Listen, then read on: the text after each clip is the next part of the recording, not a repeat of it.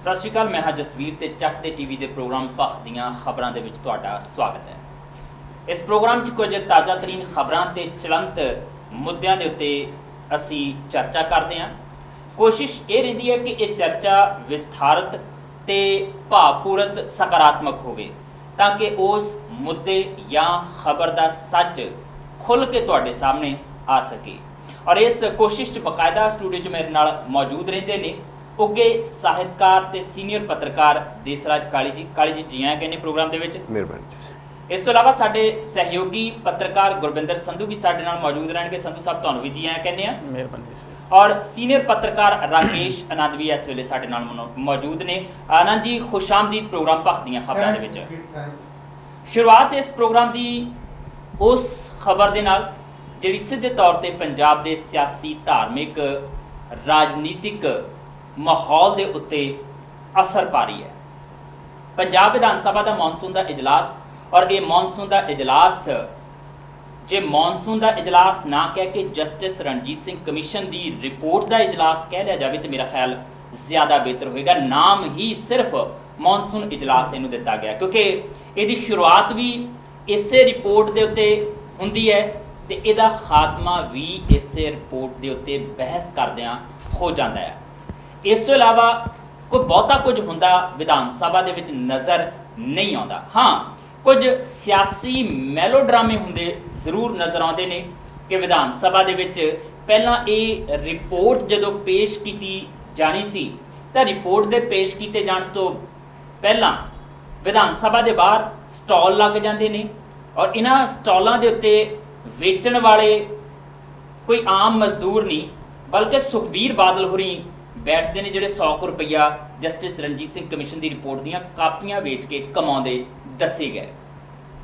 उस तो बाद इस रिपोर्ट में विधान सभा के रखा गया कुछ नुकते। मैं दोबारा फिर क्योंकि अज इस रिपोर्ट के उत्ते बहस हुई है पर इस रिपोर्ट के कुछ नुकते तुहाडे नाल जरूर साझे करने चाहुंदा है क्योंकि लगभग 32 सिविल ते पुलिस के अधिकारियों नूं दोषी दस्या गया इस रिपोर्ट दे विच, जिहदे विच 14 पुलिस अधिकारी ने ते 18 सिविल प्रशासन के अधिकारी जिन्हां दे उत्ते जिम्मेदारी तय की गई है। बहुत सारिਆਂ ਦੇ ਕੋਲੋਂ जवाब तलब किया गया, बहुत सारे कि दसो उन्होंने अपनी भूमिका किस तरीके निभाई किवें निभाई और जवाबदेही उन्होंने कोल मंगी गई है। लगते हथ जिहड़ा ये गल पहला की जा चुकी है कि प्रकाश सिंह बादल होरां नूं भी दोषी दस्या गया क्योंकि एक बार फिर इस रिपोर्ट के विच कहा गया कि गगनदीप बराड़ जिहड़े मुख सकत्तर सी उन्हां दा लगातार राबता बनता रहा। मनतार बराड़ जिहड़े उस समय विधायक सीगे प्रकाश सिंह बादल होरां नाल भी ते उस समय दे DGP सुमेध सैनी दे नाल भी और ये आपस दे विच गलबात करके बैबल कलां दे विच जिहड़ा धरना प्रदर्शन हो रहा सी उहदी पूरी जानकारी लै रहे सन। सुमेध सैनी दे वल्लों कुछ इहो जिहे पक्ष रखे गए आ। ये जस्टिस रणजीत सिंह कमीशन की रिपोर्ट का कहना है जिहदे विच वो कहिंदे आ कि सुमेध सैनी ये दावा करता है प्रकाश सिंह बादल होरां दे अगे कि मैं 10 मिनट दे विच इन्हां धरनाकारियां नूं धरना करन वाले स्थान तो उठा सकदा हां, खदेड़ सकदा हां। उस तो बाद जो गोलीकांड वापरदा है वो सारा कुछ असी जानते हैं कि किवें दो नौजवान जिहड़े आ कृष्ण भगवान सिंह ते गुरजीत होरी शहीद हो जाते हैं, 2 जने जख्मी होंदे आ बेअंत सिंह ते अजीत सिंह होरी। इस रिपोर्ट नूं पेश करन दे नाल नाल पैरल जिहड़े आ ये जख्मी ते मृतकां दे परिवारक मैंबरां नूं मुआवजा भी जिहड़ा पंजाब सरकार वालों लगभग 2 करोड़ 90 लाख रुपये का दे दिता जाता है। अज इस रिपोर्ट के उत्ते 2 घंटे की बहस जिहड़ी आ वो रखी गई सी जिहड़ी अजे तक चलती पई है। जदों असी इस रिपोर्ट के बारे या अज हो रही बहस के बारे चर्चा कर रहे हैं ਚੱਕ ਦੇ टीवी के स्टूडियो के विच और हुण तक की बहस के विच ਜਿਹੜੇ पक्ष निकल के सामने आया उन्हां दे विच पहला तो यह है कि 2 घंटे की सिर्फ बहस रखी गई सी पर वो बहस हुण लंबी चलती पई है क्योंकि एतराज़ जताया गया सीगा आम आदमी पार्टी के वलों कि यह बहस बहुत छोटी है, 2 घंटिया दे विच सारी गल नहीं हो सकती। जदों ये बहस शुरू हुई अकाली दल ने हो हल्ला मचाउणा शुरू कर दिता जिहदा करके 15 कुछ मिनट जिहड़ी आ वो विधान सभा की कार्रवाई रोकनी भी पई। फिर उस तो बाद दोबारा शुरू होंदी है कार्रवाई ते अकाली दल वाकआउट करके विधान सभा तो बाहर चला जाता। एक ਪੈਰਲਲ ਆਪਣੀ ਵਿਧਾਨ ਸਭਾ ਜਿਹੜੀ ਆ ਉਹ ਲਗਾ ਲੈਂਦਾ ਤੇ ਅੰਦਰ ਜਿਹੜੀ ਆ ਇਸ ਰਿਪੋਰਟ ਤੇ ਬਹਿਸ ਸ਼ੁਰੂ ਹੁੰਦੀ ਹੈ, ਗੱਲਬਾਤ ਚੱਲਦੀ ਹੈ ਵੱਖ-ਵੱਖ ਧਿਰਾਂ, ਜਿਹਦੇ ਵਿੱਚ ਆਮ ਆਦਮੀ ਪਾਰਟੀ ਦਾ ਜ਼ਿਕਰ ਕਰੀਏ ਤੇ ਆਮ ਆਦਮੀ ਪਾਰਟੀ ਦੇ ਆਗੂਆਂ ਵੱਲੋਂ ਵੀ ਤੇ ਕਾਂਗਰਸ ਦੇ ਆਗੂਆਂ ਵੱਲੋਂ ਵੀ ਇਹ ਕਿਹਾ ਜਾਂਦਾ ਹੈ ਕਿ ਇਸ ਰਿਪੋਰਟ ਦੇ ਮੁਤਾਬਕ ਜਿਹੜੇ ਦੋਸ਼ੀ ਬਣਦੇ ਨੇ ਉਹਨਾਂ ਨੂੰ ਸਖਤ ਸਜ਼ਾਵਾਂ ਦਿੱਤੀਆਂ ਜਾਣੀਆਂ ਚਾਹੀਦੀਆਂ ਨੇ। ਦੇਸ ਰਾਜ ਕਾਲੀ ਜੀ, ਲਗਾਤਾਰ ਅਸੀਂ ਉਸ ਬਹਿਸ ਦਾ ਲਾਈਵ ਟੈਲੀਕਾਸਟ ਦੇਖ ਰਹੇ ਸੀ। ਆਪਾਂ ਕੱਲ ਜ਼ਿਕਰ ਕੀਤਾ ਸੀ ਕਿ ਲਾਈਵ ਟੈਲੀਕਾਸਟ ਕਰਨ ਦੇ ਪਿੱਛੇ ਵੀ ਇੱਕ ਜਿਹੜੀ ਆ ਉਹ ਸਿਆਸੀ ਮਨਸ਼ਾ ਛੁਪੀ ਹੋਈ ਹੈ, ਕਿਉਂਕਿ ਲਾਈਵ ਟੈਲੀਕਾਸਟ ਕਰਨ ਦਾ ਹੋਰ ਕੋਈ ਮਨੋਰਥ ਜਿਹੜਾ ਨਜ਼ਰ ਨਹੀਂ ਆਉਂਦਾ, ਸਿਰਫ ਇਸੇ ਰਿਪੋਰਟ ਨੂੰ ਲੈ ਕੇ ਲਾਈਵ ਟੈਲੀਕਾਸਟ ਕੀਤਾ ਜਾ ਰਿਹਾ। ਜੋ ਪ੍ਰਸਥਿਤੀਆਂ ਇਸ ਵੇਲੇ ਵਿਧਾਨ ਸਭਾ ਦੀਆਂ ਨਜ਼ਰ ਆ ਰਹੀਆਂ ਨੇ, ਅਕਾਲੀ ਦਲ ਦਾ ਵਾਕਆਊਟ ਕਰਨਾ ਲਗਭਗ ਅਸੀਂ ਪਹਿਲਾਂ ਹੀ ਸ਼ੰਕੇ ਜਤਾ ਚੁੱਕੇ ਸੀਗੇ। ਸੱਤਾ ਧਿਰ ਦੇ ਵੱਲੋਂ ਸਜ਼ਾਵਾਂ ਦੀ ਗੱਲ ਕੀਤੀ ਜਾਣੀ ਸੀ, ਆਮ ਆਦਮੀ ਪਾਰਟੀ ਪਹਿਲਾਂ ਹੀ ਹਾਮੀ ਸੀ ਉਹਨਾਂ ਚੀਜ਼ਾਂ ਦੇ ਲਈ, ਤੇ ਵਿਧਾਨ ਸਭਾ ਦੀ ਕਾਰਵਾਈ ਜਿਹੜੀ ਇਸ ਸਮੇਂ ਚੱਲ ਰਹੀ ਹੈ ਉਹਦੇ ਵਿੱਚੋਂ ਤੁਸੀਂ ਕਿਹੜੇ ਨੁਕਤੇ ਫੜਦੇ ਹੋ, ਕਿਸ ਤਰੀਕੇ ਨਾਲ ਉਹਨਾਂ ਨੂੰ ਫੜਦੇ ਹੋ, ਔਰ ਤੁਹਾਡੇ ਮੁਤਾਬਕ ਕੀ ਸਭ ਕੁਝ ਜੈਨੂਅਨ ਸਹੀ ਤਰੀਕੇ ਨਾਲ ਚੱਲ ਰਿਹਾ, ਜਾਂ ਇਹ ਜਿਹੜੀ ਕਾਰਵਾਈ ਹੁਣ ਤੱਕ ਚੱਲ ਰਹੀ ਹੈ, ਜਿਹੜੀ ਚੱਲੀ ਜਾ ਰਹੀ ਹੈ, ਇਹਦੇ ਵਿੱਚ ਕਹਿ ਸਕਦੇ ਪਾਣੀ 'ਚ ਮਧਾਣੀ ਪਾਈ ਹੈ, ਲੱਭਣਾ ਕੁਛ ਨਹੀਂ ਹੈ? ਜਸਵੀਰ, ਅੱਜ ਦੀ ਜਿਹੜੀ ਵਿਧਾਨ ਸਭਾ ਦੀ ਕਾਰਵਾਈ ਨਾ, ਬਲਕਿ ਮੈਂ ਤਾਂ ਉਦਾਸ ਹੋਇਆ ਸਾ। ਇਸ ਸਾਰੇ ਪ੍ਰਕਰਣ ਨੇ ਜੀ ਮੈਨੂੰ ਉਦਾਸ ਕੀਤਾ। ਉਦਾਸ ਇਸ ਸੈਂਸ 'ਚ ਕਿ ਸ੍ਰੀ ਗੁਰੂ ਗ੍ਰੰਥ ਸਾਹਿਬ ਦੀ ਫਿਲਾਸਫੀ ਦੀ ਗੱਲ ਕੀਤੀ ਜਾ ਰਹੀ ਹੈ ਜੀ, ਔਰ ਭਾਵਨਾਵਾਂ ਦੇ ਨਾਂ ਦੇ ਉੱਤੇ ਰਾਜਨੀਤੀ ਕੀਤੀ ਜਾ ਰਹੀ ਹੈ ਜੀ। ਫਿਲਾਸਫੀ ਜੋ ਹੈ ਉਹਨੂੰ ਦਰਕਨਾਰ ਕੀਤਾ ਜਾ ਰਿਹਾ ਹੈ। ਦੋਵਾਂ ਜਿੰਨੀਆਂ ਵੀ ਧਿਰਾਂ ਇਸ ਵੇਲੇ ਗੱਡ-ਮੱਡ ਹੋਈਆਂ ਨੇ ਜੀ, ਸੱਤਾਧਾਰੀ ਧਿਰ ਵੱਲੋਂ ਵੀ ਪੋਲਿਟਿਕਸ ਖੇਡ ਰਹੀ, ਸਿਰਫ ਰਾਜਨੀਤੀ ਸਿਆਸਤ, ਰਾਜਨੀਤੀ ਸਿਆਸਤ, ਰਾਜਨੀਤੀ ਸਿਆਸਤ, ਨਥਿੰਗ, ਕੋਈ ਕੰਸਰਨ ਨਹੀਂ ਹੈ ਸ੍ਰੀ ਗੁਰੂ ਗ੍ਰੰਥ ਸਾਹਿਬ ਦੀ ਫਿਲਾਸਫੀ ਦੇ ਨਾਲ। ਉਹਨਾਂ ਦਾ ਕੋਈ ਕੰਸਰਨ ਨਹੀਂ ਆ, ਕਿਉਂਕਿ ਜੇ ਉਹਨਾਂ ਦਾ ਕੰਸਰਨ ਹੋਵੇ ਤਾਂ ਫਿਰ ਪੰਜਾਬ ਨੂੰ ਮੱਚਦੇ ਨੂੰ ਇਹਨਾਂ ਨੇ ਵੀ ਦੇਖਿਆ ਹੋਇਆ, ਹੁਣ ਮੱਚਣ ਵੱਲ ਨੂੰ ਨਾ ਭੇਜਣ ਇਹ ਜੀ। ਹੁਣ ਜੇ ਕੰਸਰਨ ਹੋਵੇ ਤਾਂ ਪੰਜਾਬ ਦੀ ਨੌਜਵਾਨੀ ਜਿਸ ਤਰੀਕੇ ਦੇ ਨਾਲ ਤੜਪ ਮਰ ਰਹੀ ਆ, ਨਸ਼ਿਆਂ ਦੇ ਨਾਲ ਮਰ ਰਹੀ ਆ, ਕੈਂਸਰ ਦੇ ਨਾਲ ਮਰ ਰਹੀ ਆ, ਕਿਸੇ ਨਾ ਕਿਸੇ ਦੇ ਮਨ ਦੇ ਵਿੱਚ ਉਹ ਤੜਪ, ਜੇ ਤੁਹਾਨੂੰ ਉਹ ਚੀਜ਼ ਜੇ ਤੁਹਾਨੂੰ ਲੱਭਦੀ ਨਜ਼ਰ ਆ ਜਾਵੇ ਤਾਂ ਮੈਨੂੰ ਕਹਿ ਦਿਓ। ਸਿਰਫ ਫੀਲਿੰਗਸ ਨੇ ਕਿ ਸਿੱਖ ਫਿਲਾਸਫੀ ਦੇ ਨਾਲ, ਸ੍ਰੀ ਗੁਰੂ ਗ੍ਰੰਥ ਸਾਹਿਬ ਦੇ ਨਾਲ, ਗੁਰੂ ਸਾਹਿਬਾਨ ਦੇ ਨਾਲ, ਗੁਰਦੁਆਰਾ ਸਾਹਿਬਾਨ ਦੇ ਨਾਲ ਸਾਡੀਆਂ ਫੀਲਿੰਗਸ ਜੁੜੀਆਂ ਹੋਈਆਂ ਨੇ। ਇਹਨਾਂ ਫੀਲਿੰਗਸ ਨੂੰ ਐਕਸਪਲੋਇਟ ਕਰੋ, ਜਿਸ ਵੀ ਤਰੀਕੇ ਕਰ ਸਕਦੇ ਤੇ ਆਪਣੀ ਸਿਆਸਤ ਖੇਡੋ ਜੀ। ਮੌਨਸੂਨ ਸੈਸ਼ਨ ਹੈ, ਮੌਨਸੂਨ ਸੈਸ਼ਨ ਸਿਰਫ ਤੇ ਸਿਰਫ ਇੱਕ ਸ਼ਬਦ ਬੇਅਦਬੀ ਦੇ ਉੱਤੇ ਹੀ ਰਹਿ ਗਿਆ, ਔਰ ਇਹ ਜਿਸ ਤਰੀਕੇ ਦੇ ਨਾਲ ਇਸ ਰਿਪੋਰਟ ਨੂੰ ਪੁੱਟ ਕੀਤਾ ਗਿਆ, ਪੇਸ਼ ਕੀਤਾ ਗਿਆ, ਡਿਬੇਟਸ ਦੀ ਗੱਲ ਚੱਲੀ, ਅਕਾਲੀ ਦਲ ਵੱਲੋਂ, ਕਾਂਗਰਸ ਵੱਲੋਂ, ਆਪ ਵੱਲੋਂ ਜੋ ਵੀ ਕੀਤਾ ਗਿਆ, ਜੋ ਵੀ ਹੁਣ ਤੱਕ ਕੀਤਾ ਗਿਆ, ਉਹ ਸਾਰੇ ਦੇ ਸਾਰਾ ਮੈਂ ਕਹਿੰਦਾ ਮੁੜ ਬੇਅਦਬੀ ਕੀਤੀ ਹੈ ਇਹਨਾਂ ਸਾਰੇ ਲੋਕਾਂ ਨੇ ਜੀ। ਦੁਬਾਰਾ ਬੇਅਦਬੀ ਕਰ ਰਹੇ ਨੇ ਇਹ। ਪਰ ਅਕਾਲੀ ਦਲ ਦਾ ਲਓ, ਇੱਕ ਇਸ਼ੂ ਅਕਾਲੀ ਦਲ ਦਾ ਮੈਂ ਲੈਣਾ ਪਹਿਲਾਂ। ਅਕਾਲੀ ਦਲ ਪੰਥਕ ਧਿਰ ਦੇ ਮੌਕੇ ਸਾਰੀ ਬੇਅਦਬੀ ਹੁੰਦੀ ਹੈ ਜੀ। ਪੰਥਕ ਧਿਰ ਦੇ ਮੌਕੇ ਪੁਲਿਸ ਪ੍ਰਸ਼ਾਸਨ ਜਿਹੜਾ ਦੋਸ਼ੀ ਪਾਇਆ ਗਿਆ ਇਸ ਕਮਿਸ਼ਨ ਦੀ ਰਿਪੋਰਟ ਦੇ ਵਿੱਚ, ਗੋਲੀਆਂ ਮਾਰ ਕੇ ਉਹ ਔਰ ਸਿੱਖ ਨੂੰ ਮਾਰ ਰਿਹਾ ਉਹ ਜੀ, ਜਿਹੜਾ ਗੁਰੂ ਗ੍ਰੰਥ ਸਾਹਿਬ ਦੀ ਬੇਅਦਬੀ ਦੀ ਠੇਸ ਲੱਗਣ ਕਾਰਨ ਪੁਰਅਮਨ ਧਰਨੇ ਦੇ ਉੱਤੇ ਬੈਠਾ ਹੋਇਆ ਹੈ ਜੀ। ਤੁਸੀਂ ਇਹ ਬੇਅਦਬੀ ਨਹੀਂ ਕਰ ਰਹੇ, ਤੁਸੀਂ ਮਨੁੱਖਤਾ, ਕਿੱਥੇ ਲਿਖਿਆ ਸ੍ਰੀ ਗੁਰੂ ਗ੍ਰੰਥ ਸਾਹਿਬ ਦੇ ਵਿੱਚ ਕਿ ਮਨੁੱਖ ਨੂੰ ਗੋਲੀ ਮਾਰ ਦੇਣੀ ਹੈ, ਚਾਹੇ ਤੁਸੀਂ ਸੱਤਾ ਦੇ ਵਿੱਚ ਹੀ ਹੋਵੋ। ਔਰ ਇਹ ਤੁਹਾਡੀ ਪੋਲਿਟਿਕਸ ਰਹੀ ਆ ਹਮੇਸ਼ਾ ਹੀ। ਮਨਪ੍ਰੀਤ ਬਾਦਲ ਹੋ ਰਹੀ ਇਸ ਡਿਬੇਟ ਦੇ ਵਿੱਚ ਜਿਸ ਵੇਲੇ ਬੋਲ ਰਹੇ ਸੀ ਜਸਵੀਰ, ਤਾਂ ਉਨੀ ਪ੍ਰਕਾਸ਼ ਸਿੰਘ ਬਾਦਲ ਹੁਣਾਂ ਦੀ ਜਿਹੜੀ ਲੀਗੇਸੀ ਆ ਇਹ ਜੀ, ਉਹਨੂੰ 1978 ਨਾਲ ਜੋੜਿਆ, ਜਿਸ ਵੇਲੇ ਨਿਰੰਕਾਰੀਆਂ ਦੇ ਸਮਾਗਮ ਮੌਕੇ ਸ਼ਹਾਦਤਾਂ ਹੁੰਦੀਆਂ ਨੇ ਅੰਮ੍ਰਿਤਸਰ ਦੇ ਵਿੱਚ।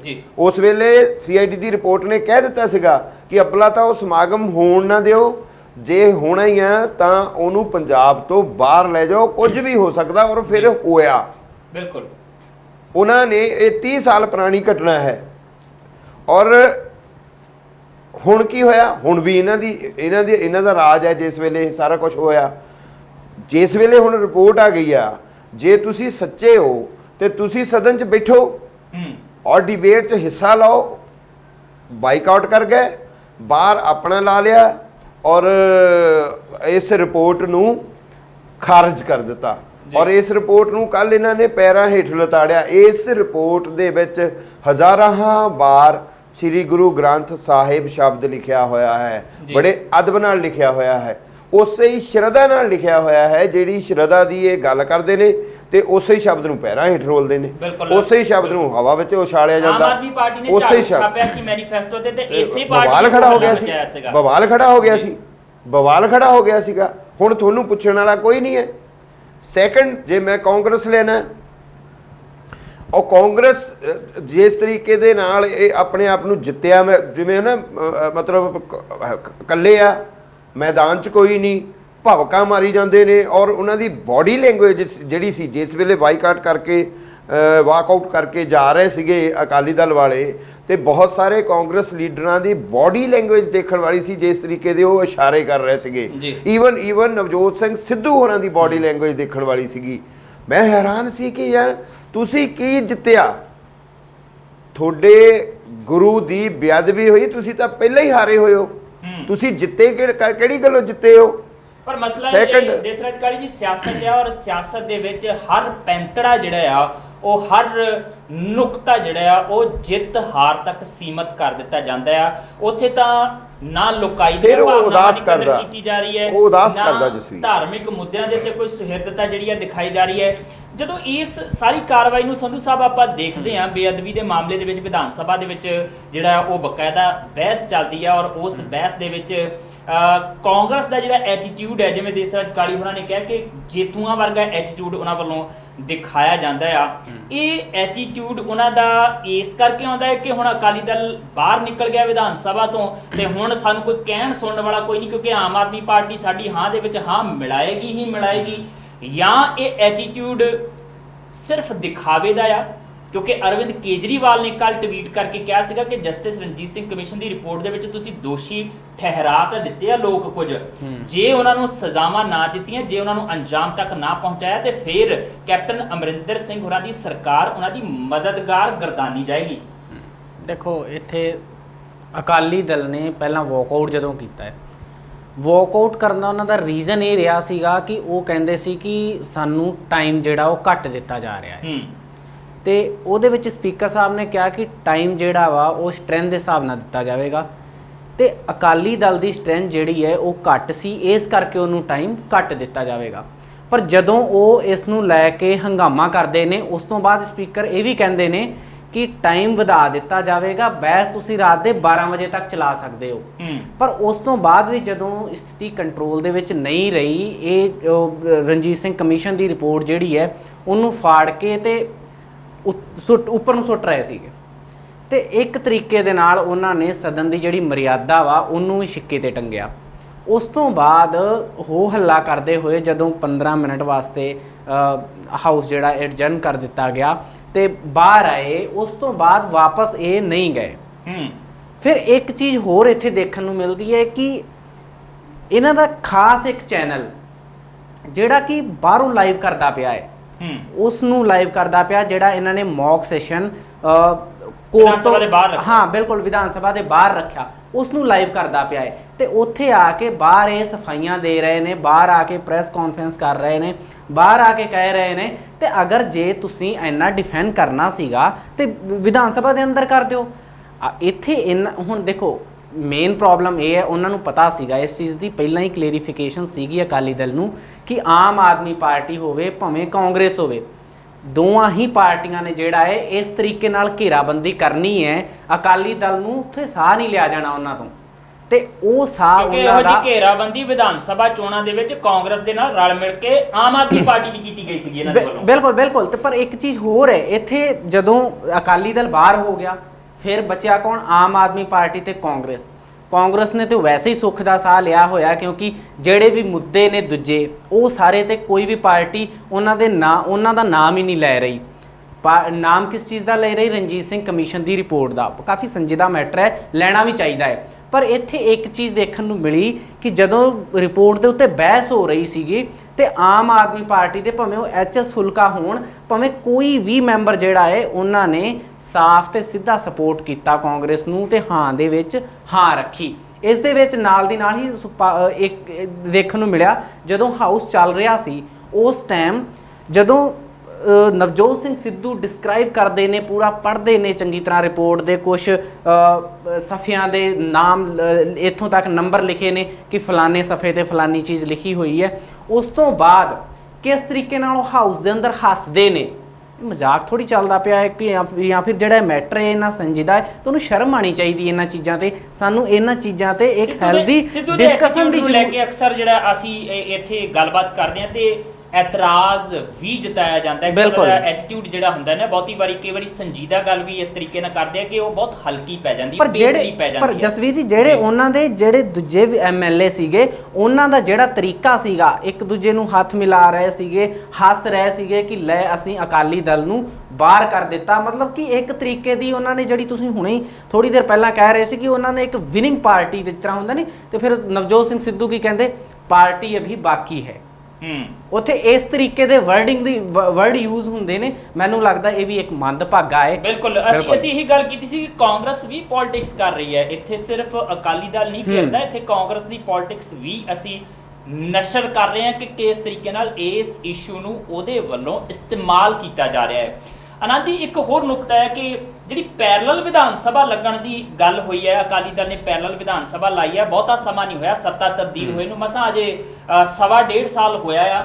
ਔਰ ਇਸ ਤੋਂ ਪਹਿਲਾਂ ਅਕਾਲੀ ਭਾਜਪਾ ਗੱਠਜੋੜ ਦੀ ਜਦੋਂ ਸਰਕਾਰ ਸੀ, ਇਸੇ ਤਰੀਕੇ ਨਾਲ ਮੌਕ ਵਿਧਾਨ ਸਭਾ ਕਾਂਗਰਸ ਨੇ ਵੀ ਲਾਈ ਸੀ, ਵਿਧਾਨ ਸਭਾ ਦੇ ਬਾਹਰ ਵਾਕਆਊਟ ਕਰ ਦਿੱਤਾ ਸੀ। ਤੇ ਉਦੋਂ ਅਕਾਲੀ ਦਲ ਦੇ ਬਿਆਨ ਇਹ ਸੀਗੇ ਕਿ ਜਾਣ ਬੁੱਝ ਕੇ ਦੌੜੇ ਆ ਕਾਂਗਰਸ ਵਾਲੇ, ਉਹ ਸਵਾਲਾਂ ਦੇ ਜਵਾਬ ਨਹੀਂ ਦੇਣਾ ਚਾਹੁੰਦੇ ਵਿਧਾਨ ਸਭਾ ਦੇ ਵਿੱਚ, ਜਾਂ ਉਹਨਾਂ ਦੇ ਕੋਲ ਕੁਝ ਕਹਿਣ ਨੂੰ ਹੈ ਨਹੀਂ ਹੈ। ਕੀ ਹੁਣ ਮੰਨ ਲਿਆ ਜਾਵੇ ਉਸੇ ਲੀਹ ਦੇ ਉੱਤੇ ਅਕਾਲੀ ਦਲ ਵੀ ਚੱਲ ਪਿਆ ਜੇ ਉਹ ਵੀ ਉਸੇ ਤਰੀਕੇ ਨਾਲ ਮੌਕ ਵਿਧਾਨ ਸਭਾ ਲਾ ਰਹੀ? ਜਸੀਰ, ਅਸੀਂ ਬਾਰ-ਬਾਰ ਇੱਕੋ ਗੱਲ ਕਰਦੇ ਹਾਂ ਕਿ ਜਿਹੜੇ ਸਾਡੇ ਸਿਆਸਤਦਾਨ ਆ ਨਾ, ਇਹਨਾਂ ਦਾ ਕਿਰਦਾਰ ਜਦੋਂ ਇਸ ਰਾਜ ਸੱਤਾ ਦਾ ਸੁੱਖ ਭੋਗਦੇ ਆ, ਉਦੋਂ ਸਾਰਿਆਂ ਦਾ ਇੱਕੋ ਜਿਹਾ ਹੋ ਜਾਂਦਾ। ਜਦੋਂ ਇਹ ਓਪੋਜੀਸ਼ਨ 'ਚ ਹੋ ਜਾਂਦੇ ਆ ਤਾਂ ਫਿਰ ਉਹ ਚਾਹੇ ਹੋਣ ਵਾਲੇ ਸਰਕਾਰ ਅਸੀਂ ਮੰਨ ਲਈਏ ਅਗਲੀ ਵਾਰੀ ਕਾਂਗਰਸ ਓਪੋਜੀਸ਼ਨ 'ਚ ਆ ਤਾਂ ਇਹਨਾਂ ਨੇ ਵੀ ਉਹ ਕੁਝ ਹੀ ਕਰਨਾ ਹੈ। ਇਹ ਲਗਾਤਾਰ ਤਸਵੀਰ ਚੱਲੀ ਜਾ ਰਿਹਾ, ਜਿਹੜਾ ਬਹੁਤ ਮੰਦਭਾਗਾ ਹੈ। ਹੁਣ ਜਸਵੀਰ, ਜਿਹੜੀ ਬਾਹਰ ਮੌਕ ਸੈਸ਼ਨ ਦੀ ਗੱਲਬਾਤ ਸੀ ਨਾ, ਮੈਂ ਇਹ ਸਾਰਾ ਕੁਝ ਦੇਖ ਰਹੇ ਸੀ, ਆਪਾਂ ਸਮਝ ਰਹੇ ਸੀ, ਤਾਂ ਪਹਿਲਾ ਜਿਹੜਾ ਨੁਕਤਾ ਹੈ ਜਸਵੀਰ, ਐਜ਼ ਏ ਲੈਜਿਸਲੇਚਰ ਤੁਹਾਡੀ ਡਿਊਟੀ ਹੈ ਬਈ ਤੁਸੀਂ ਉੱਥੇ ਬੈਠੋ, ਗੱਲ ਸੁਣੋ ਤੇ ਗੱਲ ਕਰੋ। ਬਾਹਰ ਤੁਸੀਂ ਭੱਜਦੇ ਜੇ, ਕਾਂਗਰਸ ਆਪਣੇ ਵੇਲੇ ਭੱਜੀ ਸੀ, ਹੁਣ ਇਹ ਆਪਣੇ ਵੇਲੇ ਭੱਜੇ ਨੇ। ਵੱਡਾ ਮੁੱਦਾ ਤਸਵੀਰ ਇਹ ਆ ਕਿ ਕਿਸੇ ਇੱਕ ਵਿਅਕਤੀ ਵਿਸ਼ੇਸ਼ ਨੂੰ ਤੁਸੀਂ ਪੂਰੇ ਪੰਜਾਬ ਦੇ ਉੱਪਰ ਬਿਠਾ ਦਿੰਦੇ ਹੋ। ਪੂਰਾ ਪੰਜਾਬ ਜਿਹੜਾ ਆ ਉਹ ਇੱਕ ਸਾਈਡ ਤੇ, ਔਰ ਪ੍ਰਕਾਸ਼ ਸਿੰਘ ਬਾਦਲ ਇੱਕ ਸਾਈਡ ਤੇ ਕਰਦੇ ਇਹਨਾਂ ਨੇ। ਪਰ ਇੱਕ ਪ੍ਰਕਾਸ਼ ਸਿੰਘ ਬਾਦਲ ਹੋਣਾ ਦੇ ਨੋ ਡਾਊਟ ਸਿਆਣੇ ਸਿਆਸਤਦਾਨ ਨੇ, ਵੱਡੇ ਸਿਆਸਤਦਾਨ ਨੇ, ਬਜ਼ੁਰਗ ਨੇ, ਉਹਨਾਂ ਦੀ ਪ੍ਰਤੀ ਸਾਡੇ ਮਨ 'ਚ ਇੱਜ਼ਤ ਹੋਣੀ ਲਾਜ਼ਮੀ ਹੈ, ਹੋਣੀ ਵੀ ਚਾਹੀਦੀ ਹੈ। ਪਰ ਜਸਵੀਰ ਜੀ, ਪੰਜਾਬ ਦੇ ਹਿੱਤਾਂ ਨੂੰ ਤੁਸੀਂ ਇੱਕ ਵਿਅਕਤੀ ਵਿਸ਼ੇਸ਼ ਦੇ ਨਾਲ ਜੋੜ ਕੇ ਪੂਰੇ ਪੰਜਾਬ ਦਾ ਤੁਸੀਂ ਸੱਤਿਆਨਾਸ਼ ਕਰ ਰਹੇ ਹੋ। ਕਿੱਦਾਂ ਕਰ ਰਹੇ ਹੋ ਸੱਤਿਆਨਾਸ਼? ਜਸਟਿਸ ਰਣਜੀਤ ਸਿੰਘ ਰਿਪੋਰਟ ਆ ਰਹੀ ਹੈ, ਉਹਦੇ ਵਿੱਚ ਉਹਨਾਂ ਦਾ ਨਾਂ ਆ ਜਾਂਦਾ ਹੈ, ਕੋਈ ਵੱਡੀ ਗੱਲ ਨਹੀਂ, ਰਿਪੋਰਟਾਂ ਵਿੱਚ ਆਉਂਦੇ ਵੀ ਨਹੀਂ। ਉਹਨੂੰ ਤੁਸੀਂ ਫੇਸ ਤੇ ਕਰੋ, ਉਹ ਤੁਸੀਂ ਫੇਸ ਨਹੀਂ ਕਰ ਰਹੇ, ਔਰ ਬਾਹਰ ਕਰਕੇ ਮੌਕ ਸੈਸ਼ਨ ਕਰਨ ਦੇ ਜੇ, ਉਸ ਤੋਂ ਬਾਅਦ ਤੁਸੀਂ ਪ੍ਰੈਸ ਕਾਨਫਰੰਸਾਂ ਕਰਨ ਦੇ ਜੇ। ਔਰ ਇਹ ਐਟੀਟਿਊਡ ਜਿਹੜਾ ਆ ਸੁਖਬੀਰ ਬਾਦਲ ਹੋਰਾਂ ਦਾ, ਬਾਹਰ ਜਾ ਕੇ ਪੈਰਲਲ ਵਿਧਾਨ ਸਭਾ ਲਾਉਣੀ, ਇਹ ਵੀ ਕਹਿ ਸਕਦੇ ਕਿ ਉਹ ਸੱਤਾ ਵਾਲਾ ਹਲੇ ਗੁਰੂਰ ਨਿਕਲਿਆ ਨਹੀਂ ਕਿ ਅਸੀਂ ਸਭ ਕੁਝ ਕਰਨਾ। ਮੈਂ ਉਹਨਾਂ ਦੀ ਨਾ ਜਿਹੜੀ 19 ਮਿੰਟ 20 ਮਿੰਟ ਦੀ ਪ੍ਰੈਸ ਕਾਨਫਰੰਸ ਸੀ, ਮੈਂ ਪੂਰੀ ਦੇਖੀ, ਮੈਂ ਉਹਨਾਂ ਦਾ ਜੈਸਚਰ, ਬੋਡੀ ਜੈਸਚਰ, ਉਹਨਾਂ ਦਾ ਮੈਨੂੰ ਕੌਨਫੀਡੈਂਸ 'ਚ ਨਹੀਂ ਲੱਗੇ। ਉਹਨਾਂ ਦੀ ਆਵਾਜ਼ ਜਿਹੜੀ ਸੀ, ਜਿਸ ਤਰੀਕੇ ਨਾਲ, ਮੈਂ ਉਹਨਾਂ ਨੂੰ ਇਹ ਨਹੀਂ ਕਹਾਂਗਾ ਸੱਤਾ ਦਾ ਗੁਰੂਰ ਸੀ ਉਹਨਾਂ ਵਿੱਚ, ਉਹ ਮੈਨੂੰ ਥੋੜੇ ਜਿਹੇ ਘਬਰਾਏ ਹੋਏ ਲੱਗੇ। ਉਹਨਾਂ ਤੁਸੀਂ ਜੇ ਕਿਤੇ ਉਹਨਾਂ ਦੀ ਪੂਰੀ ਤਰ੍ਹਾਂ ਦੇਖੋ, ਸੁਣੋ ਉਹਨਾਂ ਦੀ ਆਵਾਜ਼ ਨੂੰ, ਉਹ ਕਿਤੇ ਕਿਤੇ ਲੜਖੜਾਉਂਦੇ ਨੇ, ਉਹਨਾਂ ਦੇ ਸੈਂਟੈਂਸ ਵੀ ਟੁੱਟਦੇ ਨੇ, ਔਰ ਉਹਨਾਂ ਨੂੰ ਉਹਨਾਂ ਦੇ ਸਾਥੀ ਬੈਕਗ੍ਰਾਉਂਡ ਤੇ ਨਾ ਦੱਸਦੇ ਨੇ, ਕੁਝ ਪੁਆਇੰਟ ਨਾਲੋਂ ਨਾਲ ਦੱਸਣ ਦੀ ਕੋਸ਼ਿਸ਼ ਕਰਦੇ ਨੇ।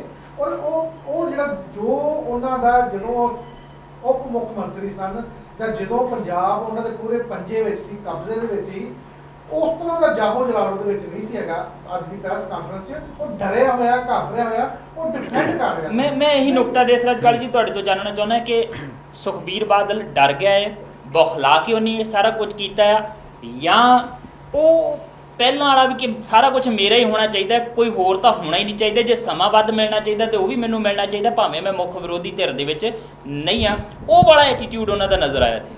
ਨਹੀਂ, ਉਹਨੇ ਬੁਖਲਾਹਟ ਵਾਲਾ ਜ਼ਿਆਦਾ ਸੀਗਾ, ਕਿਉਂਕਿ ਜਿਸ ਵੇਲੇ ਉਹ ਪ੍ਰੈਸ ਕਾਨਫਰੰਸ ਨੂੰ ਸੰਬੋਧਨ ਕਰਦੇ ਨੇ ਤਾਂ ਦੇਖਦੇ ਇੱਕ ਖਾਸ ਉਹ ਆਏ ਨੇ ਤੇ ਮਾਈਕ ਪਏ ਨੇ ਉਹਨਾਂ ਦੇ ਸਾਹਮਣੇ, ਤੇ ਇੱਕ ਖਾਸ ਚੈਨਲ ਦੇ ਮਾਈਕ ਨੂੰ ਚੱਕ ਕੇ ਪਰੇ ਬਗਾਤਾ ਮਾਰਦੇ ਨੇ ਵੈਰੀ ਫਸਟ, ਜਿਹੜਾ ਟਸਲ ਚੱਲਣ ਡਈ ਆ ਪਿਛਲੇ ਕਾਫੀ ਸਮੇਂ ਤੋਂ। ਈਵਨ ਉਹਨਾਂ ਦੇ ਜਿਸ ਵੇਲੇ ਰਾਜ ਸੀਗਾ ਉਸ ਵੇਲੇ ਤੋਂ ਟਸਲ ਚੱਲਣ ਪਈ ਚੱਲ ਰਹੀ ਆ, ਜਾਂ ਉਹਨਾਂ ਦੀ ਉਹ ਬਿਲਕੁਲ ਜਿਵੇਂ ਉਹਦੀ ਬਾਡੀ ਲੈਂਗੁਏਜ ਹੈ, ਜੋ ਉਹ ਗੱਲਬਾਤ ਦਾ ਜਵਾਬ ਨਹੀਂ ਦੇ ਪਾ ਰਿਹਾ, ਕੁਐਸਚਨ ਨੂੰ ਫੇਸ ਨਹੀਂ ਕਰਨਾ ਚਾਹ ਰਿਹਾ।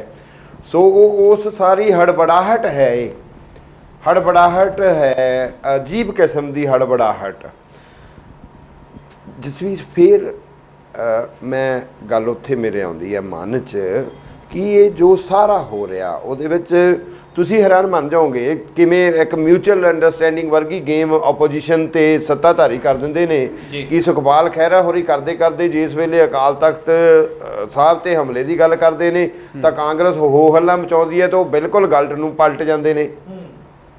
ਜਾਂ ਸੁਖਪਾਲ ਖਹਿਰਾ ਦੀ ਸਾਰੀ ਗੱਲਬਾਤ ਜਿਹੜੀ ਆ ਉਹਦੀ ਟੋਨ, ਉਹਦਾ ਜਿਹੜਾ ਤੱਤਵ ਜਿਹਨੂੰ ਕਵਾਂਗੇ ਆਪਾਂ, ਤੱਤ ਸਾਰ ਜਿਹੜਾ ਹੈ ਉਹ ਸਾਰੇ ਦਾ ਸਾਰਾ ਰੈਫਰੈਂਡਮ 2020 ਵਾਲੀ ਟੋਨ ਦੇ ਵਿੱਚੋਂ ਆਉਂਦਾ ਹੈ। ਤੁਸੀਂ ਇਹਨੂੰ ਸਾਫ਼ ਤੇ ਸਪਸ਼ਟ ਉਹਨਾਂ ਨੂੰ ਤੁਸੀਂ ਨਾ ਸਮਝ ਸਕਦੇ ਆ, ਦੇਖ ਸਕਦੇ ਆ, ਉਹਦਾ ਐਨਾਲਿਸਿਸ ਕਰ ਸਕਦੇ ਆ ਕਿ ਸੁਖਪਾਲ ਖਹਿਰਾ ਜੋ ਬੋਲ ਰਿਹਾ ਆ ਉਹਦੀ ਬੈਕਗਰਾਊਂਡ ਦੇ ਵਿੱਚ ਕਿਹੜੀ ਆਈਡੀਓਲੋਜੀਕਲ ਕਮਿਟਮੈਂਟ ਬੋਲ ਰਹੀ ਆ, ਕਿਹੜੀ ਉਹ ਆਈਡੀਓਲੋਜੀ ਬੋਲ ਰਹੀ ਆ, ਉਹਦੀ ਉਹ ਕਿਹੜੇ ਕੀਲੇ ਦੇ ਸਿਰ ਤੇ ਤੰਗੜ ਰਿਹਾ ਆ, ਤੁਹਾਨੂੰ ਉਹਦੇ ਤੋਂ ਇਹਨੂੰ ਸਾਫ਼ ਤੇ ਸਪਸ਼ਟ ਜਿਹੜਾ ਹੈ ਉਹ ਹੋ ਜਾਂਦਾ। ਔਰ ਸੁਖਪਾਲ ਖਹਿਰਾ ਦਾ ਐਟੀਟਿਊਡ ਹੋਰ ਹੈ। ਕੇਜਰੀਵਾਲ ਧੜੇ ਦੇ ਮੈਂਬਰ ਜਿਸ ਵੇਲੇ ਆਮ ਆਦਮੀ ਪਾਰਟੀ ਦੇ ਬੋਲਦੇ ਨੇ ਤਾਂ ਉਹਨਾਂ ਦਾ ਐਟੀਟਿਊਡ ਬਿਲਕੁਲ ਉਹੀ ਕੇਜਰੀਵਾਲ ਵਾਲਾ ਆ। ਜਿਵੇਂ ਬਲਜਿੰਦਰ ਹੋਰੀ ਜਿਸ ਵੇਲੇ ਬੋਲਦੇ ਨੇ ਤਾਂ ਐਂਡ ਤੇ ਇਹ ਕਹਿੰਦੇ ਨੇ ਕਿ ਇਹ ਨਾ ਹੋਵੇ ਕਿ ਫੌਜਾਂ ਜਿੱਤ ਕੇ ਅੰਤ ਨੂੰ ਹਾਰੀਆਂ ਨੇ ਵਾਲਾ ਹਾਲ ਕੈਪਟਨ ਅਮਰਿੰਦਰ ਸਿੰਘ ਹੋਰਾਂ ਦਾ ਹੋ ਜਾਵੇ। ਜਿਹੜਾ ਟਵੀਟ ਕੱਲ ਕੇਜਰੀਵਾਲ ਹੋਰਾਂ ਨੇ ਕੀਤਾ ਸੀਗਾ ਬਿਲਕੁਲ ਉਹਦਾ ਤੱਤਸਾਰ ਇੱਕ ਲਾਈਨ ਦੇ ਵਿੱਚ ਉਹ ਕਹਿ ਜਾਂਦੇ ਨੇ। ਕਿਉਂਕਿ ਸਿੱਧੇ ਤੌਰ ਤੇ ਦੇਖਿਆ ਜਾਵੇ ਤੇ ਬਹੁਤ ਸਾਰੇ ਮਾਮਲੇ ਜਿਹੜੇ ਕੈਪਟਨ ਅਮਰਿੰਦਰ ਸਿੰਘ ਹੋਰੀ ਸੀਬੀਆਈ ਵੱਲ ਨੂੰ ਸੁੱਟਦੇ ਜਾ ਰਹੇ ਆ, ਔਰ ਸੀਬੀਆਈ ਵੱਲ ਨੂੰ ਮਾਮਲੇ ਸੁੱਟਣ ਦਾ ਸਿੱਧਾ ਇੱਕੋ ਹੀ ਨੁਕਤਾ ਹੁੰਦਾ ਹੈ ਕਿ ਭਾਈ ਅਸੀਂ ਸੁਰਖਰੂ ਆ, ਬਾਕੀ ਸਾਰੀ ਗੇਮ ਜਿਹੜੀ ਆ ਉਹ ਸੈਂਟਰ ਦੀ ਜਾਂਚ ਏਜੰਸੀ ਦੇ ਪਾਲੇ ਦੇ ਵਿੱਚ ਜਾ ਪਈ ਹੈ। ਤੇ ਹੁਣ ਜੇ ਤੁਸੀਂ ਸਵਾਲ ਪੁੱਛਣੇ ਆ ਨਾ ਤੇ ਕੇਂਦਰ ਸਰਕਾਰ ਜਾਂ ਕੇਂਦਰ ਸਰਕਾਰ ਦੀ ਉਸ ਜਾਂਚ ਏਜੰਸੀ ਨੂੰ ਪੁੱਛੋ, ਅਸੀਂ ਆਪਣਾ ਕੰਮ ਕਰਕੇ ਸੁਰਖਰੂ ਹੋ ਗਏ ਆ। ਪਰ ਇਹ ਨੁਕਤਾ, ਇਹ ਮੁੱਦਾ ਇਹੋ ਜਿਹਾ ਆ ਜਿਹਦੇ ਵਿੱਚ ਕੋਈ ਵੀ ਸਿਆਸੀ ਆਗੂ ਚਾਹੇ ਸੱਤਾ ਧਿਰ ਦਾ ਹੋਵੇ ਚਾਹੇ ਵਿਰੋਧੀ ਧਿਰ ਦਾ ਹੋਵੇ ਆਪਣੇ ਆਪ ਨੂੰ ਸੁਰਖਰੂ ਨਾ ਮੰਨੇ, ਕਿਉਂਕਿ ਪੰਜਾਬ ਦੇ ਸੰਦਰਭ 'ਚ ਇਹ ਨੁਕਤਾ ਬਹੁਤ ਅਹਿਮ ਹੈ। ਗੁਰੂ ਗ੍ਰੰਥ ਸਾਹਿਬ ਦੀ ਬੇਅਦਬੀ ਜਿਹੜੀ ਹੈ ਉਹ ਕਿਸੇ ਇੱਕ ਕੌਮ ਦੇ ਨਾਲ ਜੁੜੀ ਹੋਈ ਨਹੀਂ ਹੈ, ਹਰ ਉਸ ਪੰਜਾਬੀ ਦੀਆਂ ਭਾਵਨਾਵਾਂ ਨਾਲ ਜੁੜੀ ਹੋਈ ਹੈ ਜਿਹੜਾ ਪੰਜਾਬ ਨੂੰ ਪਿਆਰ ਕਰਦਾ ਹੈ, ਕਿਉਂਕਿ ਪੰਜਾਬ ਜਿਉਂਦਾ ਗੁਰੂਆਂ ਦੇ ਨਾਮ ਤੇ। ਸੋ ਉਸ ਤਰੀਕੇ ਨਾਲ ਜਦੋਂ ਅਸੀਂ ਦੇਖਦੇ ਹਾਂ ਤੇ ਫਿਰ ਇਹਨਾਂ ਲੀਡਰਾਂ ਨੂੰ ਸੁਰਖਰੂ ਹੋਣ ਵਾਲੀ ਪ੍ਰਸਥਿਤੀ ਦੇ ਵਿੱਚ ਆਉਣ ਦੀ ਕੋਈ ਬਹੁਤੀ ਜ਼ਰੂਰਤ ਨਹੀਂ ਹੈ ਤੇ ਨਾ ਇਹ ਆ ਸਕਦੇ ਆ। ਜੇ ਆਉਣਗੇ ਤਾਂ ਫਿਰ ਲੋਕ ਇਹਨਾਂ ਨੂੰ ਸਵਾਲ ਵੀ ਪੁੱਛਣਗੇ। ਸੋ ਬਹੁਤ ਲਾਜ਼ਮੀ ਹੋ ਜਾਂਦਾ ਕਿਉਂਕਿ ਬਹਿਸ ਅਜੇ ਚੱਲਦੀ ਪਈ ਹੈ। ਜਦ ਤੱਕ ਅਸੀਂ ਚਰਚਾ ਕਰ ਰਹੇ ਹਾਂ ਤੇ ਬਹੁਤ ਸਾਰੇ ਨੁਕਤੇ ਅਜੇ ਇਸ ਬਹਿਸ ਦੇ ਨਿਕਲ ਕੇ ਆਉਣੇ ਬਾਕੀ ਹੈ। ਸੋ ਉਹਨਾਂ ਦੇ ਉੱਤੇ ਵੀ ਚਰਚਾ ਕਰਾਂਗੇ, ਪਰ ਫਿਲਹਾਲ ਛੋਟੀ ਜਿਹੀ ਬ੍ਰੇਕ ਲੈ ਲੈਂਦੇ ਹਾਂ। ਮਿਲਦੇ ਹਾਂ ਇਸ ਬ੍ਰੇਕ ਤੋਂ ਬਾਅਦ। ਦੇਖਦੇ ਰਹੋ ਚੱਕ ਦੇ ਟੀਵੀ।